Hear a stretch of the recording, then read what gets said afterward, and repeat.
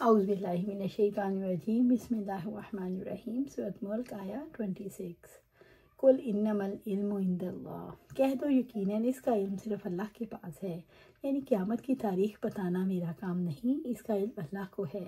رب العزت نے فرمایا وہ لوگ تم سے قیامت کے بارے میں پوچھتے ہیں اس کا وقوع کب ہوگا، آپ کو اس کے بتانے سے کیا تعلق، تیرے رب کے پاس اس کے علم کی انتہا ہے، یقیناً جو اس سے ڈرتا ہے آپ اس کو ڈرانے والے ہیں۔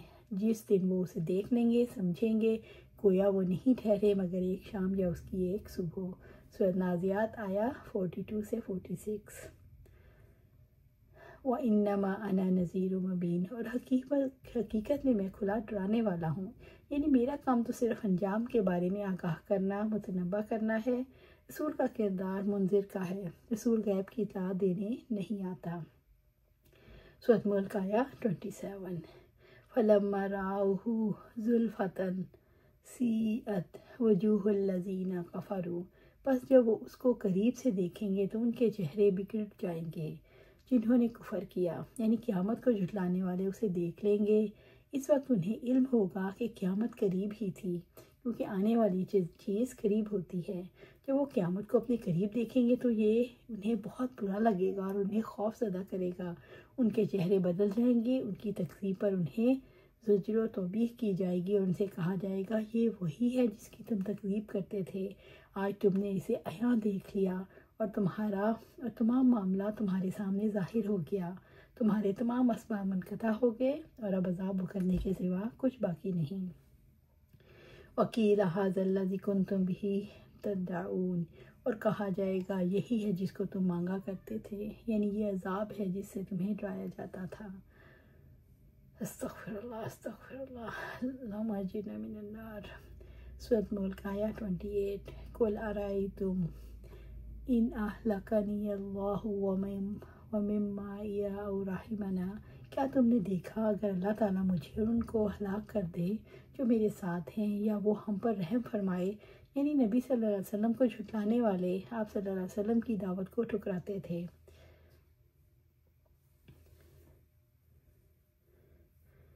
یعنی آپ مشرکوں سے کہتے ہیں اگر مجھے نقصان پہنچے یا میرے ساتھیوں کو، یا اللہ تعالیٰ ہم پر رحم فرما دے تو ہماری بربادی یا خوشی سے تمہیں کیا ملے گا، اپنی فکر کر لو، تمہیں اللہ تعالیٰ کے عذاب سے کون چھڑائے گا۔ اللہ تعالیٰ کے عذاب سے بچانے والی توبہ ہے، شرک سے توبہ کر لو اور عذاب سے بچنے کے لیے اس کا دین اختیار کر لو کہ عذاب سے بچ جاؤ۔ سورۃ ملک آیا 29۔ قُلْ هُوَ الرَّحْمَٰنُ آمَنَّا بِهِ، کہہ دو وہ وسیع رحمت والا ہے، اسی پر ایمان لائے۔ اللہ رب العزت نے اپنے نبی کو حکم دیا اب اپنے اور ایمان لانے والوں کے حال کے بارے میں آگاہ کر دیں، ہمارا ایمان رب العالمین پر ہے جو ہم پر مہربان ہے۔ وَعَلَیْهِ تَوَکَّلْنَا، اور اسی پر ہم نے بھروسہ کیا، یعنی ہم اسی پر بھروسہ کرتے ہیں، ہمارا اعتماد اسی ذات پر ہے۔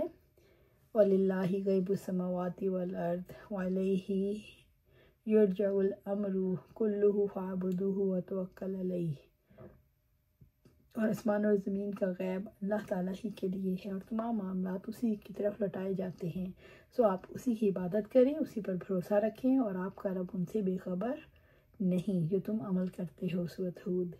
فَسَتَعْلَمُونَ مَنْ هُوَ فِی ضَلَالٍ مُبِینٍ، تو جلد ہی تم جان لو گے کھلی گمراہی میں کون پڑا ہوا ہے، یعنی یہ بات تو یقینی ہے رسول اللہ صلی اللہ علیہ وسلم اور ان کی پیروی کرنے والے فلاح پائیں گے، تم جلد ہی جان جاؤ گے کہ دنیا اور آخرت میں کس کا انجام اچھا ہوتا ہے۔ ان کے پاس ایمان ہے نہ تو کل اس سے معلوم ہو گیا کہ کون ہدایت پر ہے اور کون کھلی گمراہی میں ہے۔ سورۃ ملک آیا 30۔ قُلْ أَرَأَیْتُمْ إِنْ أَصْبَحَ مَاؤُکُمْ غَوْرًا، کہہ دو کیا تم نے دیکھا اگر تمہارا پانی گہرا چلا جائے۔ لغوی لحاظ سے غور یا غار کا معنی نشیبی زمین کی طرف نیچے اور غاز بمعنی کھو، معروف لفظ غور بمعنی نشیبی زمین میں اور زیر زمین گہرائی بھی، گویا اس میں گہرائی کے ساتھ مکان کا تصور بھی پایا جاتا ہے۔ رب العزت نے اپنے رسول سے کہا مشرکوں سے کہہ دو اگر تمہارا پانی زمین میں گہرا اتر جائے، وَمَن یَأْتِیکُم بِمَاءٍ مَّعِینٍ، تو کون ہے جو تمہیں بہتا ہوا پانی لا دے، یعنی وہ پانی جو تم پیتے ہو جسے کھیت سیراب کرتے ہو، بتاؤ اگر اللہ تعالیٰ اپنا پانی لے جائے تو تمہیں کون پانی کی نعمت دے؟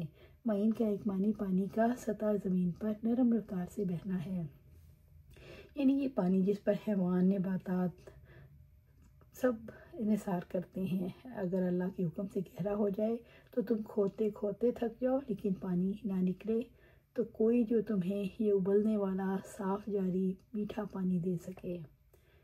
روایات میں آیا کہ جب کوئی شخص یاد پڑھے تو اسے یوں کہنا چاہیے، اللہ یاتینا بہ وہو ربنا ورب العالمین، آمین یا رب العالمین۔